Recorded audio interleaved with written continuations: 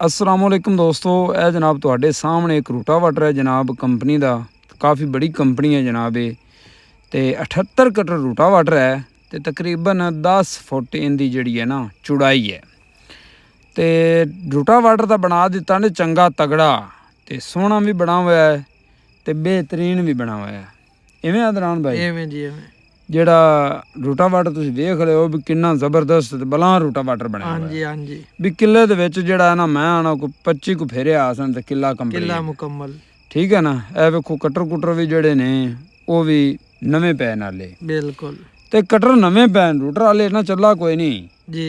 ਤੇ ਸ਼ਾਫਟ ਇਹਦੀ ਇੱਕ ਵਾਰੀ ਟੁੱਟ ਵੀ ਗਈ ਹੈ।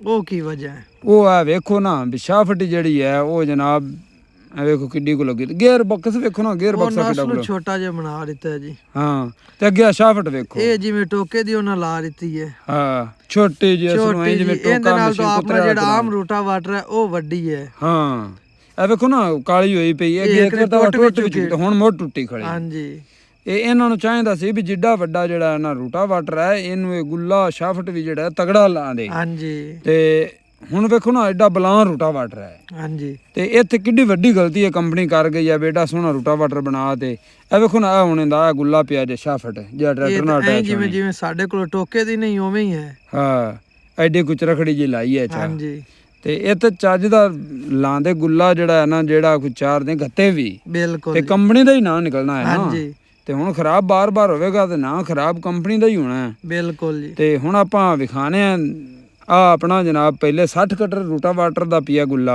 ਤੇ ਉਰਾ ਜਨਾਬ 78 ਦਾ ਪਿਆ। ਹਾਂਜੀ ਤਾਂ ਪਹਿਲਾ ਵੱਡਾ ਪੇ ਲੱਗਦਾ ਹੈ।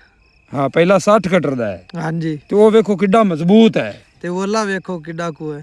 ਤੇ ਹਾਂ ਇਹਦੇ ਵੇਖੋ ਇਹ ਜਨਾਬ ਹਾਲੇ ਇੱਕ ਇਹਨੇ ਸੀਜ਼ਨ ਵੀ ਟੁੱਟਣਾ ਨਹੀਂ ਹੀ ਹੈ ਚੱਲਾ। ਜੀ, ਹੋਰ ਕੀ ਹੈ। ਤੇ ਇਹ ਵੇਖੋ ਇਹ 4 ਸੀਜ਼ਨ ਚੱਲ ਚੁੱਕਾ ਹੈ। ਸ਼ਾਫਟ 4 ਸੀਜ਼ਨ ਚੱਲ ਚੁੱਕੀ ਹੈ ਤੇ ਹਾਲ ਹੀ ਨਹੀਂ ਟੁੱਟਿਆ। ਹਾਂ ਇਹ ਆਂਦੇ ਟੁੱਟ